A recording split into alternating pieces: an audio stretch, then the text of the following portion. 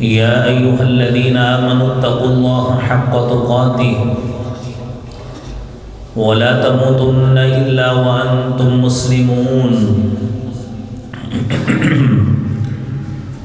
يا أيها الناس اتقوا ربكم الذي خلقكم من نفس واحدة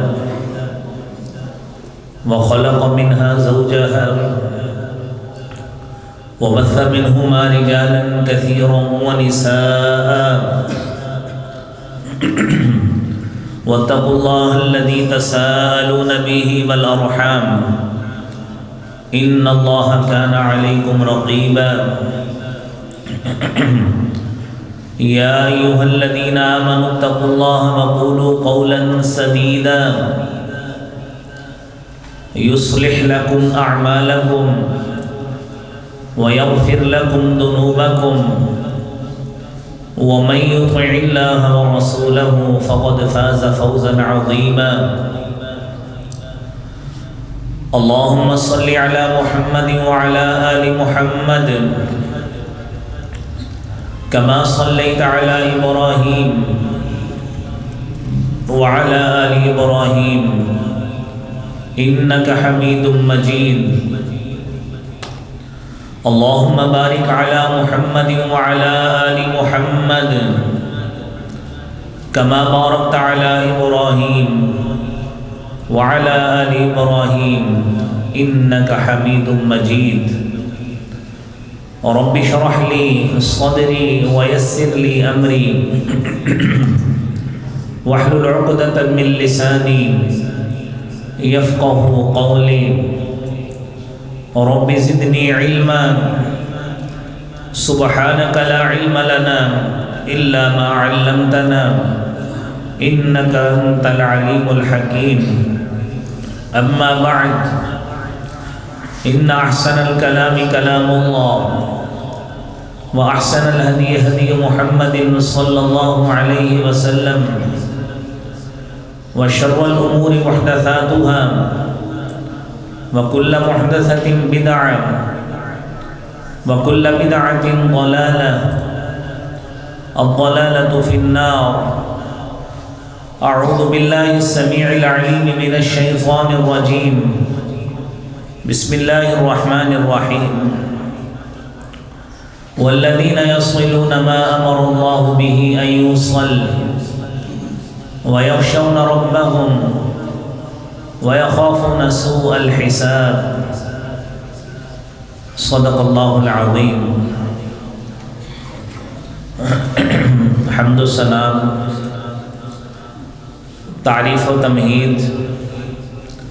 کبریائی بڑائی اللہ رب العالمین کی ذات کے لیے خاص ہے۔ درود و سلام امام کائنات امام المرسلین شفیع المذنبین رحمت للعالمین جناب محمد الرسول اللہ صلی اللہ علیہ وآلہ وسلم کی ذات اقدس پر۔ حضرات محترم، آپ نے پچھلے جمعہ میں رسالت مآب صلی اللہ علیہ وآلہ وسلم کی سیرت طیبہ سے درخشاں پہلوؤں میں سے کچھ باتیں آپ نے سماعت فرمائیں، اور اس میں آپ صلی اللہ علیہ وسلم کے معمولات زندگی میں سے سب سے اہم گواہی جو حضرت خدیجہ رضی اللہ تعالی عنہا ام المومنین نے آپ کے حق میں دی ہے، جو ایک حدیث میں صحیح بخاری کی حدیث نمبر 3 میں 5 باتیں ہیں۔ انک لتصل الرحم، کہ آپ تو صلہ رحمی کرتے ہیں،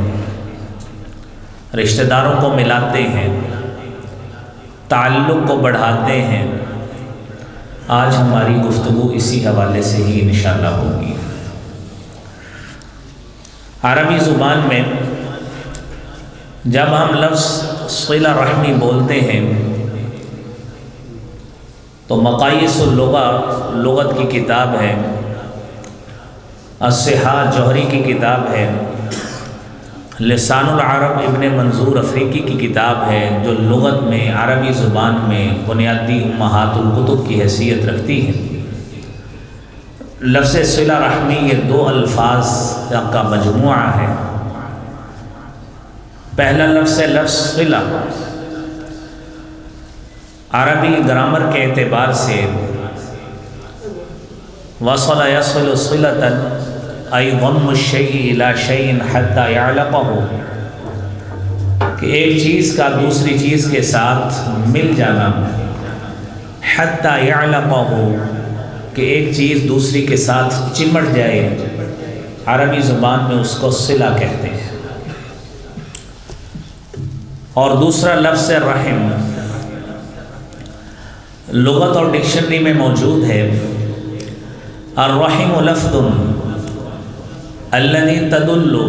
على الرقة والشفقة، کہ یہ لفظ ایسا لفظ ہے جو دلالت کرتا ہے رقت پر، شفقت پر، والعطف، یہ بھی لطافت اور شفقت کے معنی میں آتا ہے، والرحمہ، اور رحمت پر دلالت کرتا ہے۔ علامہ نووی رحمۃ اللہ علیہ نے صحیح مسلم کی شرح میں ان دونوں الفاظ کو جمع کر کے صلہ رحمی کی تعریف کی ہے۔ وہ تعریف یہ ہے، ہی الاحسان الی الاقارب علی حسب حال الواصل والموصول، کہ یہ صلہ رحمی، یہ رشتوں کے ساتھ ملانا، رشتوں کو ملانا، رشتہ داریوں سے مل کر رہنا اور رشتہ داریوں کو ملانا،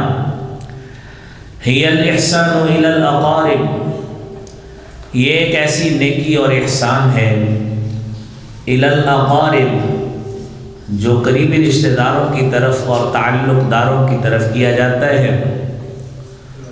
اور اس کی کئی مختلف صورتیں علامہ نووی نے صحیح مسلم کی شرح میں بیان کی ہیں، اور وہ لکھتے ہیں فتارۃ تکون بالمال، بسا اوقات یہ احسان اور نیکی مالی معاونت اور مدد کے ساتھ حاصل ہوتی ہے، فتارۃ تکون بالخدمہ، بسا اوقات یہ تعلق خدمت کر کے نبھایا جاتا ہے، فتارۃ تکون بالزیارہ، اور کبھی کبھار یہ تعلق کسی ایک مسلمان بھائی کی زیارت کرنے کے ساتھ، اس کو خوشکن چہرے کے ساتھ، چہرے پہ اسمائلنگ اور مسکراہٹ لاتے ہوئے ملنے کے ساتھ یہ تعلق نبھایا جاتا ہے، فتارۃ بالسلام، اور بسا اوقات یہ تعلق ایک دوسرے کو سلام کہنے سے، سلامتی کا پیغام بھیجنے سے بھی نبھایا جاتا ہے۔ تو گویا ہر وہ بات جس سے ہم رشتہ داری کے قریب ہوں، اپنے رشتہ داروں کو، اپنے تعلق داروں کو اور اپنے ریلیٹیوز کو اپنے قریب کریں، خود ان کے قریب ہوں، وہ سلام لے کے قریب ہوں، وہ مالی معاونت کر کے قریب ہوں، وہ ان کی مجالس اور محافل کو اٹینڈ کر کے قریب ہوں، کوئی بھی ایسا طریقہ جس کے ساتھ ہمارا تعلق ملتا ہو، ڈیولپ ہوتا ہو، بڑھتا ہو، اس کو صلہ رحمی کہتے ہیں۔ قرآن کریم میں اللہ رب العالمین نے اس رشتے کے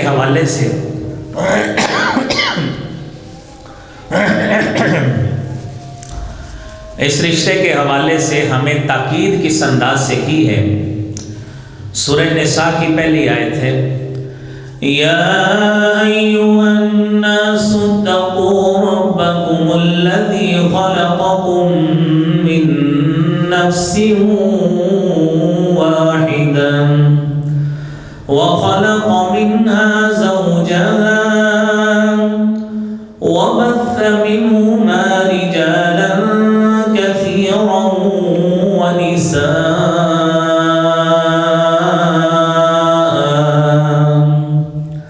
واتقوا اللَّهَ الَّذِي تَسَاءَلُونَ بِهِ وَالْأَرْحَامَ إِنَّ اللَّهَ كَانَ عَلَيْكُمْ رَقِيبًا۔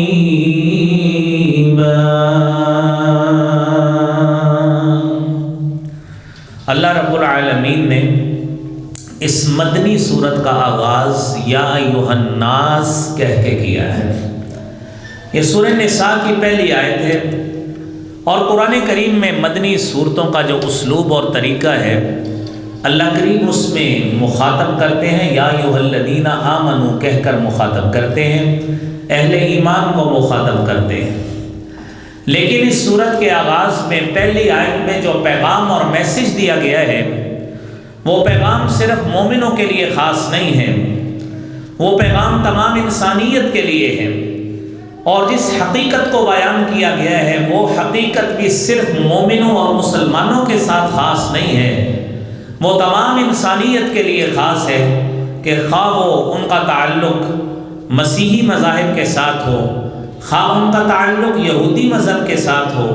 خواہ ان کا تعلق کنفیوشس عقائد کے ساتھ ہو یا زرتشت اور کمیونسٹ عقائد کے ساتھ ہو، یا بدھسٹ کے ساتھ خاص ہو یا مسلمانوں سے ہو، کسی مسلک مذہب سے اور کسی دنیا کے خطے میں بسنے والا انسان ہو، اللہ تعالیٰ نے تمام کا تخلیقی مرحلہ ایک ہی جیسا رکھا ہے۔ اس لیے اللہ تعالیٰ نے سورہ نساء کا جو آغاز یا ایھا الناس کہہ کے کیا ہے کہ تمام انسانوں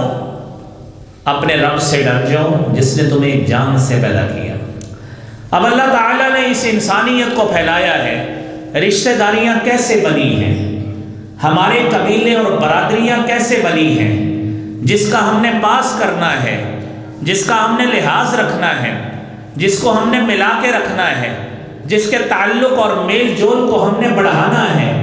اور اس تعلق کو ایسا ڈیولپ کرنا ہے کہ محبت اور پیار اور اخوت کا رشتہ ہمارے اندر صحیح معنوں میں انفیوز کر جائے اور ہماری جڑوں میں رچ بس جائے،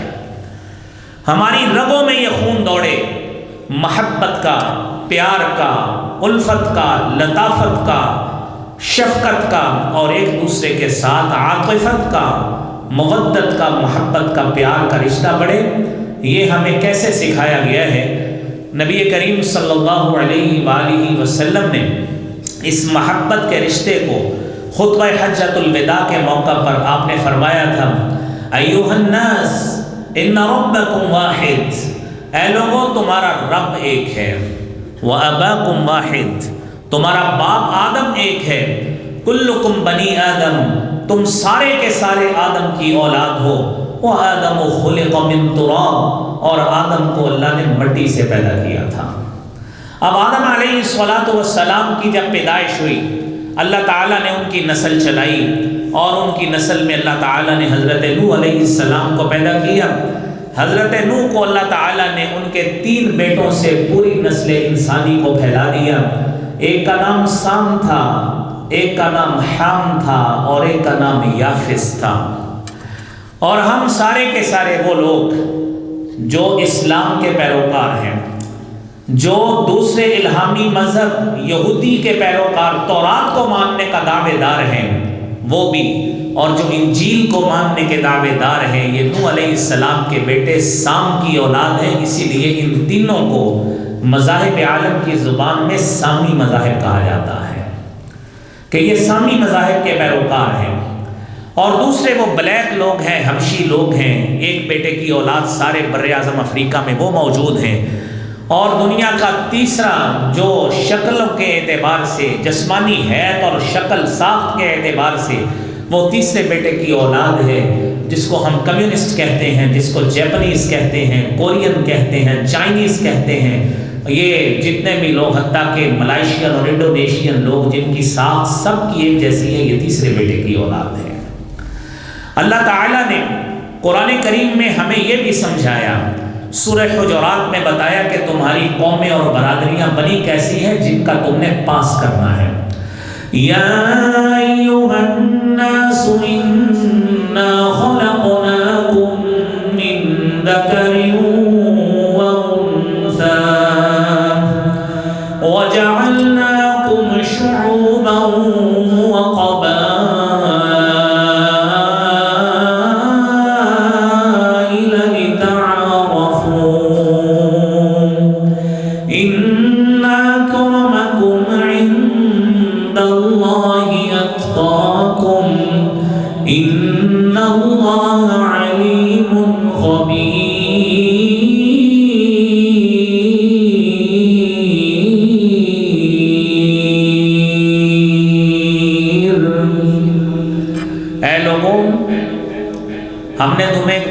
عورت سے پیدا کیا اور تمہاری اقوام بنا دی۔ اب نوح علیہ السلام کے بیٹے دنیا کے جس علاقے میں بھی گئے، پھر ان کے بعد علاقائی باؤنڈریاں لگی، مختلف ممالک کی تقسیم ہوئی، اور جب ممالک کی باؤنڈریز لگی ہیں تو کوئی عرب بن گیا، کوئی عجم بن گیا، کوئی پاکستانی بن گیا، کوئی ہندوستانی بن گیا۔ یہ سب سے پہلے نیشنلٹی کے اعتبار سے جو قوموں کی تقسیم ہوئی ہے وہ اس طرح ہوئی ہے، اور پھر اس کی مزید ذیلی تقسیم کی طرف آئیے کہ اللہ رب العالمین نے پھر اس کے بعد اس ذیلی تقسیم میں جو مزید تقسیمیں کی، ایک ملک کے اندر مختلف صوبے بنے، ایک ملک کے اندر مختلف معاشروں کی ترتیب پائی، اور اس معاشرے کے مختلف خاندان بنے، اور کئی خاندان مل کر ایک برادری بنی یا قبیلہ بنا،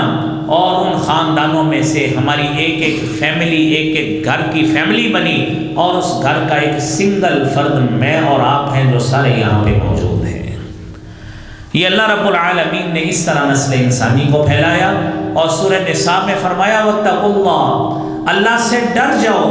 الَّذِي تَسَاءَلُونَ بِهِ، جس کے نام سے تم سوال کرتے ہو، وَالْأَرْحَامَ، اور بالخصوص رحم کے معاملے میں، رشتہ داریوں کے معاملے میں اللہ سے ڈر جاؤ۔ یہ رشتہ داریوں کے معاملے میں اللہ سے کیسے ڈرنا ہے اور کیسے تحفظ اس کا کرنا ہے، نبی کریم صلی اللہ علیہ وآلہ وسلم نے فرمایا ہے۔ امام بخاری رحمۃ اللہ علیہ الادب المفرد میں 73 نمبر پہ یہ حدیث لائے ہیں۔ عبداللہ ابن عباس رضی اللہ تعالی عنہما حدیث کو بیان کرتے ہیں، آپ نے فرمایا احفظوا انسابکم، اپنے نسب ناموں کی حفاظت کرو،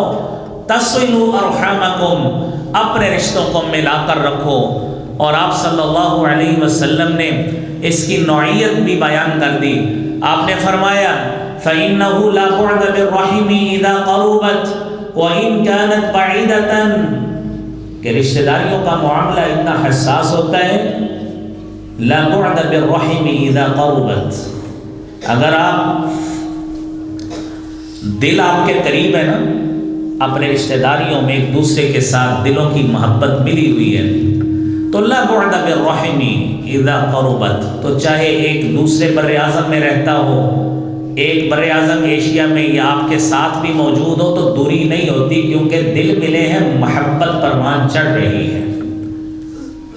لیکن لا قرب بها اذا بعدت وان كانت قريبة، آپ نے دوسری کیفیت بھی بیان کی، فرمایا اگر دلوں میں محبت موجود نہیں ہے،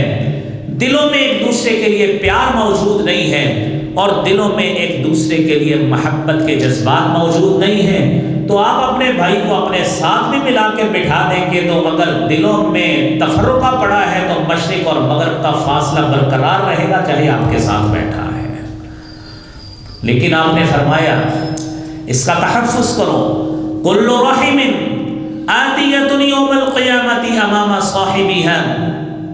کہ یہ ہر رحم کا رشتہ کل قیامت کے روز اپنے صاحب کے سامنے آئے گا، تشہد له بصلۃ، اور اللہ رب العالمین کے سامنے اللہ سے ملانے کی درخواست کرے گا اگر بندے نے اس رشتے کو ملایا ہوگا، وعلیہ بقطیعۃ، اور اس رشتے کے خلاف اللہ سے درخواست کرے گا کہ اللہ اس سے قطع تعلقی کر لے، اس نے مجھے کاٹا تھا۔ تصور یہ کرنا چاہیے کہ یہ خیالی باتیں نہیں ہیں،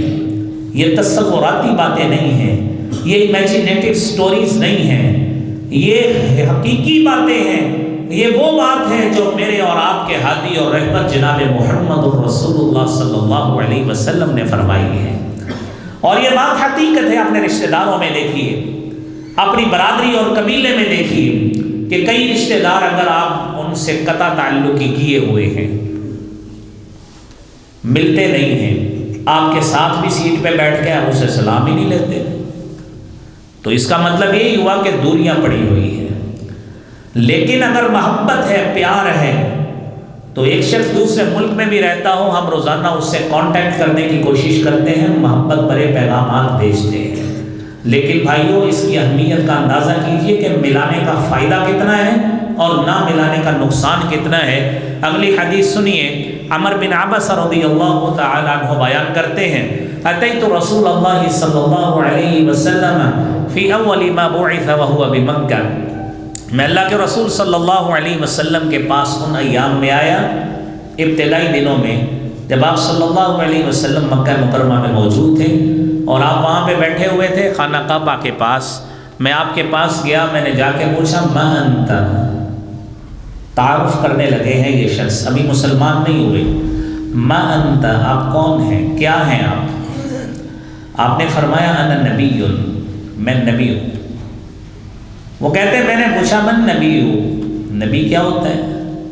اب ان لوگوں کو اس چیز کا احساس ہی نہیں تھا کہ نبی اور رسول بھی کسی چیز کا نام ہوتا ہے۔ وہ اتنے ہدایت سے نابلد لوگ تھے، لیکن جیسے ہی ہدایت سامنے آئی ان لوگوں نے پھر اس ہدایت کو سینے سے لگا لیا۔ اور آج ہم نے بھائیوں یہ جتنی 8 10 12 14 ہم احادیث سنیں گے، آیت قرآنی بھی آپ نے سن لی، ان احادیث سننے کے بعد ہم نے بھی فیصلہ کرنا ہے کہ ان باتوں کو صرف سننا ہی ہے، صرف یہی کہنا ہے کہ بیان بہت اچھا تھا، جمعہ بہت اچھا پڑھایا ہے، کہ یا اس کو عمل بھی کرنا ہے۔ یہ فیصلہ انشاءاللہ آج ہم نے کر کے جانا ہے، تاکہ ادھر آنے کا، مسجد میں وقت دینے کا، احادیث نبویہ سننے کا مجھے بھی فائدہ ہو، آپ کو بھی فائدہ ہو،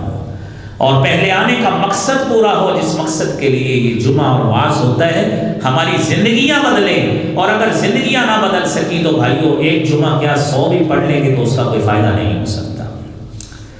نبی کریم صلی اللہ علیہ وآلہ وسلم کے پاس یہ صحابی موجود ہیں، پوچھتے ہیں من نبی، نبی کیا ہوتا ہے؟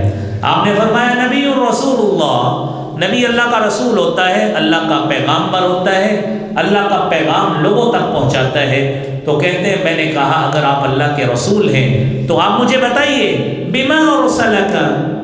اللہ تعالیٰ نے آپ کو کیا پیغام دے کے بھیجا ہے؟ تو نبی کریم صلی اللہ علیہ وآلہ وسلم نے فرمایا ارسلنی اللہ۔ اب آپ سنیے اس حدیث مبارکہ میں آپ نے اپنی بعثت کا مقصد بتایا ہے کہ مجھے اللہ نے کس مقصد کے لیے مبعوث کیا ہے۔ آپ نے فرمایا ارسلنی اللہ، اللہ نے مجھے مبعوث کیا ہے بِأَن يُعْبَدَ اللَّهُ، اس مقصد کے لیے کہ اللہ رب العالمین کی عبادت کی جائے، وَتُكْسَرَ الْأَوْثَانُ، جب اللہ کی عبادت کی جائے گی، شرک کی نفی کی جائے گی، بتوں کو توڑا جائے گا، عبادت صرف اللہ کی ہوگی، اور ساتھ مقصد یہ ہے وَتُوصَلَ الْأَرْحَامُ بِالْبِرِّ وَالصِّلَةِ، دوسرا مقصد ساتھ یہ ہے کہ مجھے اس مقصد کے ساتھ بھیجا گیا ہے کہ میں نے اپنے رشتہ داروں کو، قبیل داروں کو، تعلق داروں کو ملا کر رکھنا ہے، قطع تعلق ہی نہیں کرنی۔ اور اسی مقصد کی تکمیل کے لیے جب فترۃ الوحی کے بعد آپ پر وحی نازل ہوئی انذر عشیرتک الاقربین، اپنے قریبی رشتہ داروں کو ڈرائیے، تو رسالت مآب صلی اللہ علیہ وآلہ وسلم نے اس ہدایت کے لیے، اس وحی الہی کے پیغام کے لیے جو اقرأ باسم ربک الذی خلق کے ساتھ جس کا آغاز ہوا تھا، آپ صلی اللہ علیہ وسلم نے اس کے پیغام کے لیے سب سے پہلے جن کو منتخب کیا وہ آپ کے بنو ہاشم ہی کے لوگ تھے، جن کے رشتہ داری کا آپ نے خود ہدایت میں بھی پاس کیا ہے کہ اگر الہامی پیغام بھی دیا جائے گا تو سب سے پہلے اپنے رشتہ داروں کو وہاں سے آغاز کریں، کیونکہ سب سے پہلے حق ان کا ہے، لہذا آپ نے وہاں سے آغاز کیا ہے۔ اور تیسری حدیث سنیے، سیدنا ابو ایوب انصاری رضی اللہ تعالی عنہ بیان کرتے ہیں کہ میں نے اللہ کے رسول صلی اللہ علیہ وسلم سے پوچھا، صحیح بخاری کی 1396 نمبر حدیث ہے، اخبرنی بعمل، اللہ کے رسول صلی اللہ علیہ وسلم مجھے ایسا عمل بتائیے یدخلنی الجنہ، جو مجھے جنت میں داخل کر دے۔ آپ صلی اللہ علیہ وسلم نے فرمایا یہ تعلق داری اتنا بڑا عمل ہے کہ جہاں پہ یہ آپ کی محبت کو بڑھائے گا، جہاں پہ بعثت نبوی کے مقصد کو مکمل کرے گا، وہیں پہ یہ عمل ایسا ہے جو آپ کو جنت میں بھی داخل کروائے گا۔ آپ نے فرمایا تعبد اللہ، تو اللہ کی عبادت کر، ولا تشرک بہ شیئا، اللہ کے ساتھ کسی کو شریک نہ ٹھہراؤ، اور وتقیم الصلاۃ، نماز پڑھو، اور وتصل الارحام، اپنے رشتہ داروں کو ملا کر رکھو، ان سے تعلق بنا کر رکھو، یہ عمل ایسا عمل ہے جو آپ کو جنت میں لے کے جائے گا۔ تو بھائیوں یہ کتنی فضیلت والا عمل ہے، اور اس فضیلت کا اندازہ اس بات سے لگائیے کہ امام بخاری رحمۃ اللہ علیہ نے صحیح بخاری میں ایک مستقل احادیثوں کا باب قائم کیا ہے رشتہ داریوں کے قیام کے حوالے سے۔ اس میں سب سے پہلی حدیث آپ سنیے جو صحیح بخاری میں 5988 نمبر حدیث ہے۔ حضرت انس رضی اللہ تعالی عنہ حدیث بیان کرتے ہیں، اور آپ رشتہ داری کی اہمیت کا اندازہ، اس کو ملانے کا اندازہ اور اہمیت اس بات سے اندازہ لگائیے۔ آپ نے فرمایا ان الرحم شجرۃ متمسکۃ بالعرش تکلم بلسان الدلق، یہ رحم کا رشتہ، یہ آپ کی تعلق داری، یہ آپ کی رشتہ داری، شجرۃ متمسکۃ بالعرش، یہ اس کی حیثیت اس طرح ہے جس طرح ایک درخت کی شاخ درخت کے ساتھ لگی ہو، جس طرح اس کا ساتھ لگے رہنے کے ساتھ اہمیت ہوتی ہے، اسی طرح رشتہ داری کی اہمیت کا اندازہ اس سے لگائیے۔ شجرۃ متمسکۃ، یہ رحم کا رشتہ اللہ تعالیٰ نے اس کو اپنے عرش کے ساتھ لگایا ہوا ہے، اپنے عرش کے ساتھ، اور صرف عرش کے ساتھ لگایا ہی نہیں ہوا، تکلم بلسان دلق، اللہ تعالیٰ نے اس کو بڑی فصیح اور بلیغ زبان عطا کی ہے۔ آپ اندازہ کیجئے شاخ درخت کے ساتھ لگی ہو اس کی کتنی اہمیت ہوتی ہے، اور جس چیز کو اللہ نے اپنے عرش کے ساتھ لگایا ہے، عرش کے ساتھ لگایا ہے، اس کی کتنی اہمیت ہوگی۔ آپ نے فرمایا تکلم بلسان دلق، اللہ تعالیٰ نے اسے بڑی فصیح اور بلیغ زبان عطا کی ہے، اور یہ وہاں پہ اس فصیح اور بلیغ زبان کے ساتھ اللہ سے دعا کرتی ہے، اللہم صل من وصلنی وقطع من قطعنی، اللہ کے عرش کے ساتھ دعا ہو رہی ہے ہمارے ان تعلق داروں کی، ہماری ان رشتہ داریوں کی جن کو ہم کوئی اہمیت نہیں دیتے کہ فلانا بلاتا ہے تو بلائے، نہیں بلاتا دفع ہوا، ہم کون سا اس سے لے کے کھاتے ہیں۔ اس کی اہمیت دیکھیے، اس کی اہمیت کا اندازہ لگائیے۔ فرمایا وہاں پہ آپ کے لیے دعا اور بد دعا دونوں ہو رہی ہیں، اللہم صل من وصلنی، اللہ تو اس کے ساتھ اپنا تعلق ملا جو مجھے ملا کے رکھتا ہے، وقطع من قطعنی، اور اے اللہ تو اس سے اپنا تعلق کاٹ دے جو مجھے کاٹتا ہے۔ جب یہ دعا صلۃ الرحم کرتی ہے، اللہ اس کے جواب میں کہتے ہیں، صحیح بخاری کی حدیث ہے، انا الرحمن، میں رحمان بھی ہوں، میں رحیم بھی ہوں، وَإِنِّي شَقَقْتُ الرَّحِمَ مِنْ اسْمِي، اور میں نے اس رحم کو اپنے نام رحمان اور رحیم سے پیدا کیا ہے، مَنْ وَصَلَكِ وَصَلْتُهُ،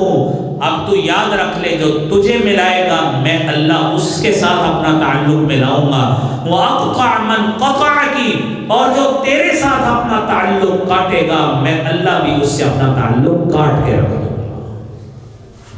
اب آپ تصور کیجئے کہ یہ رشتہ داریاں جن کو ہم دنیا میں کوئی اہمیت نہیں دیتے، اور ان رشتہ داریوں کا جتنا ہم وزن اپنے معاشرے میں سمجھتے ہیں، آپ تصور تو کریں کہ ہمارے لیے اگر ہم ملا نہیں رہے تو ہمارے لیے بد دعائیں ہو رہی ہیں، اور اگر اللہ سے ہمارا تعلق اس قیامت کے روز کٹ گیا کدھر جائیں گے، کس کے ساتھ تعلق نبھائیں گے، کس سے شفاعت کبریٰ کرائیں گے؟ قرآن تو کہتا ہے من ذا الذی یشفع عندہ الا باذنہ، اور کس میں اتنی جرأت ہے جو اللہ سے سفارش کرے سوائے اس کی اجازت سے؟ جس کے لیے اجازت ہوگی اس کے لیے ہی سفارش ہوگی۔ اگر اللہ کی گڈ بک سے ہم نکل گئے، اللہ کے پیار اور محبت سے ہم نکل گئے، تو بتائیے ہم کدھر جا کے اپنا تعلق نبھاتے پھریں گے، اور کس سے اپنے گناہ معاف کروا کے جنت اپنے نام الاٹ کروائیں گے؟ یہ فیصلہ ہم نے کرنا ہے۔ اس کے بعد اگلی حدیث سنیے، صحیح بخاری ہی کی 5987 نمبر 87 نمبر، پہلی آپ نے 88 نمبر حدیث سنی ہے۔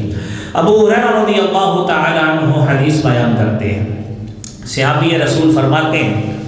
نبی کریم صلی اللہ علیہ وآلہ وسلم نے فرمایا ان اللہ خلق الخلق، جب اللہ تعالیٰ نے کائنات کو پیدا کر دیا، حتی اذا فرغ من خلقہ، جب اپنی کائنات کی تخلیق سے فارغ ہو گئے، قامت الرحم، یہ رشتہ داری اللہ کے دربار میں کھڑی ہو گئی، رحم کا رشتہ اللہ کے دربار میں کھڑی ہو گئی، اور کیا کہتی ہے؟ اللہ سے دعا کرتی ہے، جو آپ نے پچھلی حدیث میں سنی انہی الفاظ کے ساتھ، اور آگے جواب سنیے۔ اللہ سے دعا کرتی ہے، هذا مقام العائد من القطيعة، اے اللہ یہ بہترین مقام ہے کہ یہاں پہ قطع رہنے سے پناہ مانگی جائے۔ تو اللہ تعالیٰ کہتے ہیں اما ترضین، اللہ نے اس وقت کہا جب کائنات کو تخلیق کیا، اما ترضین، کیا تو اس بات پہ راضی اور خوش نہیں ہے، ان اصل من وصلکی، کہ میں اللہ بھی اس کو ملاؤں جو تجھے ملا کے رکھتا ہے، واقطع من قطعکی، اور میں بھی اس سے اپنا تعلق کاٹ دوں جو تجھے کاٹتا ہے۔ یہ حدیث ابھی پوری نہیں ہوئی، نبی کریم صلی اللہ علیہ وسلم نے آگے سورہ محمد کی آیات تلاوت کی۔ فَهَلْ عَسَيْتُمْ إِن تَوَلَّيْتُمْ أَن تُفْسِدُوا فِي الْأَرْضِ وَتُقَطِّعُوا أَرْحَامَكُمْ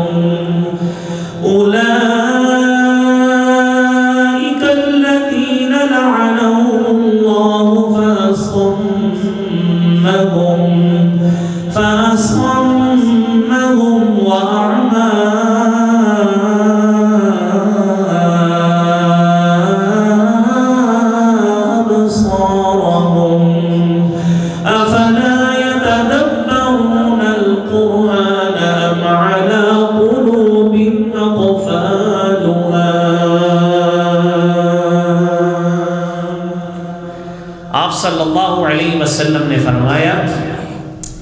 اے ممکن ہے اللہ تمہیں صاحب اختیار بنا دے، اللہ تمہیں اقتدار دے دے، تمہیں اختیار دے دے، صاحب منصب بنا دے، اور جب تمہیں اختیار اور اقتدار ملے تو اقتدار اور اختیار اور طاقت کے نشے میں آ کر، مال و دولت کے نشے میں آ کر، سربراہی کے نشے میں آ کر،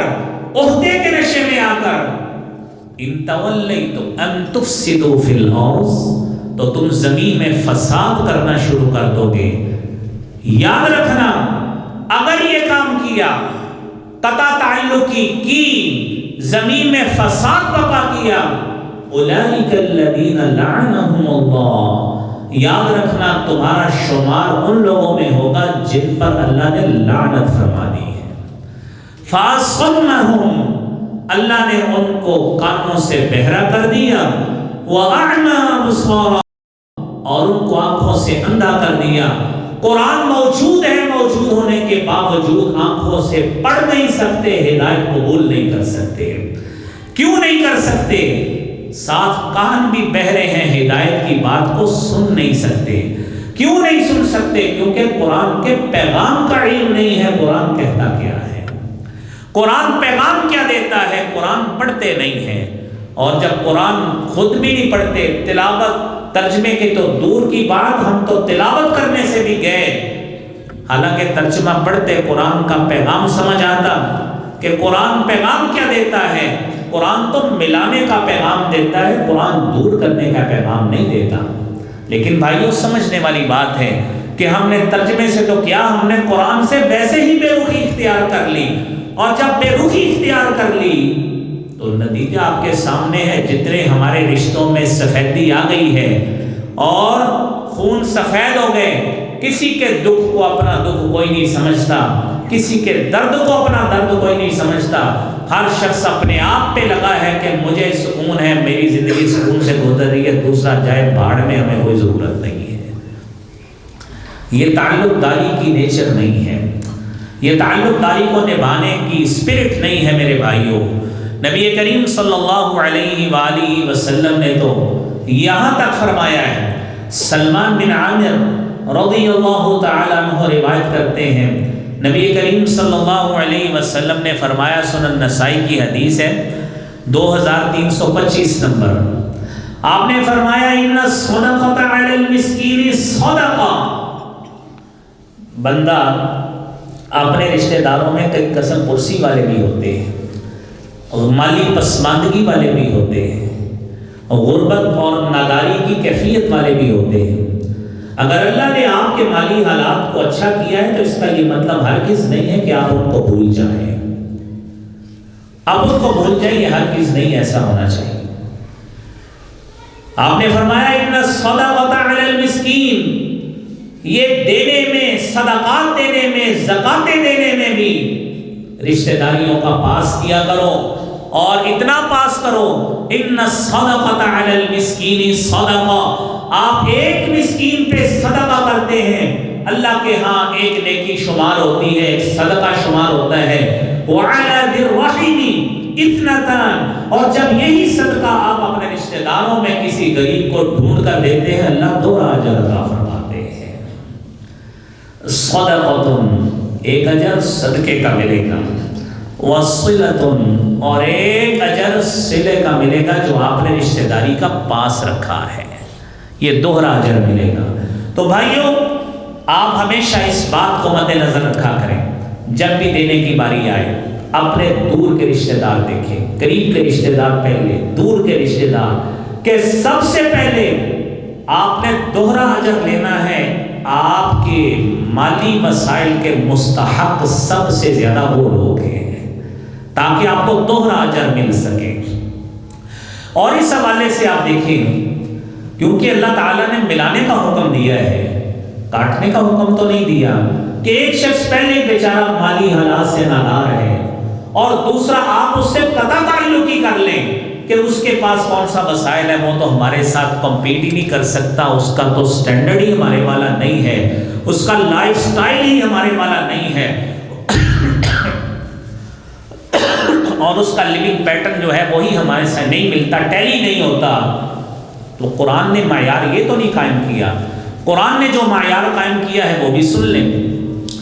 وَالَّذِينَ يَصِلُونَ مَا أَمَرَ اللَّهُ بِهِ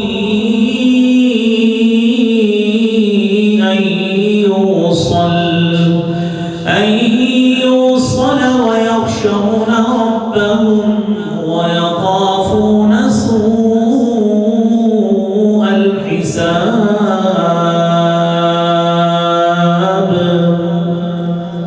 یہ مومنوں کی صفت یہ ہے، عقل مند وہ لوگ ہیں، اولو الالباب وہ لوگ ہیں، یصلون ما امر اللہ، جو اس چیز کو ملاتے ہیں جسے اللہ نے ملانے کا حکم دیا ہے، اپنے رب سے ڈرتے ہیں کہ اللہ اس میرے فلاں رشتہ دار کی مالی کیفیت ابتر ہے، اللہ تیرا کروڑہ شکر ہے تو نے میری کیفیت بہتر رکھی ہے، اپنے رب سے ڈرتے ہیں کہ کہیں اللہ کی ناراضگی ہم پہ نہ پڑ جائے اگر ہم نے اس کے حقوق کا دھیان نہ رکھا۔ تو بھائیو، اس کو سوچنا چاہیے۔ اور ہمارے یہاں نا ایک بات بڑی معروف ہے، عجیب و غریب قسم کی، ہم نے اپنے طور پر یہ روٹین بنائی ہوئی کہ ہم رشتہ داریوں کو ملاتے تو ہیں، کیسے ملاتے ہیں؟ وہ شادی پہ اس نے ہمیں 2 لوگوں کو بلایا تھا، اپنے بچے کی شادی پہ ہم نے ان کے 4 لوگ بلائے ہیں، اس نے ہماری شادی پہ اتنا گفٹ دیا تھا، ہم نے اتنا بڑھا کے دیا ہے، بڑی عید پہ اس نے ہمیں 1 ران بھیجی تھی، ہم نے 2 بھیجی ہیں۔ میرے نبی محترم صلی اللہ علیہ وآلہ وسلم نے اس کا بہترین حل صحیح بخاری کی حدیث ہے 5991 نمبر، حضرت عبداللہ بن عمر بن عاص رضی اللہ تعالیٰ عنہما حدیث بیان کرتے ہیں۔ آپ اس حدیث کو سنیے، اپنا تجزیہ خود کریں کہ ہمارے رویے کیا ہے، کہ ہم نے اس کے ساتھ اتنے اس کو مال تو دیتے ہیں، ہم سال بعد مل تو لیتے ہیں، اس نے ہمارے ساتھ اتنی فیور کی، ہم نے اس سے بڑھا کے کر دی۔ آپ نے فرمایا لیس الواصل بالمکافی، یہ رشتہ داریوں کو ملانا عدلے کا بدلہ نہیں ہوتا کہ کسی نے آپ کو شادی پہ بلایا آپ نے بھی بلا لیا، کسی نے آپ کو عقیقے کی دعوت دی، گوشت اچھا بھیج دیا آپ نے بھی بھیج دیا، اور بڑی عید پر کسی نے آپ کو گوشت کے اچھے حصے بھیج دیے آپ نے بھی بھیج دیے۔ آپ نے فرمایا یہ عدلے کا بدلہ ہے، یہ رشتہ داری کا پاس اور صلہ رحمی نہیں ہوتی۔ وَلَكِنَّ الْوَاصِلِ، حقیقت میں ملانے والا شخص وہ ہوتا ہے الَّذِي اِذَا قُطِعَتْ رَحِمُهُ، کہ جس کی رشتہ داری کٹی ہوئی ہو، ایک رشتہ دار اس کو نہیں بلاتا، وہ اس سے ملنا نہیں چاہتا، آپ آگے بڑھ کر اس کو ملتے ہیں، حقیقت میں ملانے کا حق اس نے ادا کیا ہے۔ اور میرے بھائیوں، حضرت علی رضی اللہ تعالیٰ عنہ روایت کرتے ہیں، نبی کریم صلی اللہ علیہ وسلم نے فرمایا من سرہ، اور یہ بڑا اچھا نسخہ بھی سن لیں، دو حدیثیں، ایک حضرت انس سے مروی ہے اور ایک حضرت علی سے مروی ہے۔ فرمایا من سرہ ان یبسط لہ فی رزقہ، جس کو چاہیے کہ اس کے رزق میں فراوانی ہو جائے، اس کا رزق کھل جائے، وَأَن يُنْسَأَ لَهُ فِي أَثَرِهِ، اور اس کی زندگی کو بڑھا کر برکت ڈال کر اس کی زندگی کو بڑھا دیا جائے، فَلْيَصِلْ رَحِمَهُ، اس کو چاہیے کہ اپنے رشتوں کو ملا کر رکھے، اللہ تعالیٰ یہ دونوں نوازشات اس پہ فرما دیں گے۔ اور تیسری نوازش کون سی، جو حضرت علی کی حدیث میں ہے، فرماتے ہیں من سرہ ان یمد لہ فی عمرہ، جس شخص کو یہ بات اچھی لگتی ہے کہ اس کی عمر بڑھا دی جائے۔ بھئی کس کو اچھی نہیں لگتی؟ ہر شخص دنیا میں آیا ہے وہ سمجھتا ہے میں تو 90 سال تو میں زندہ رہوں گا ہی، آگے جتنا مل جائے وہ بونس ہے۔ یہ تو انسان، دنیا فطرت ہے انسان کی، وہ زیادہ سے زیادہ دنیا میں زندہ رہنا چاہتا ہے۔ آپ نے فرمایا جس شخص کو یہ بات اچھی لگتی ہے کہ اس کی عمر کو بڑھا دیا جائے، ایج بڑھا دی جائے، لائف ڈیوریشن بڑھا دیا جائے،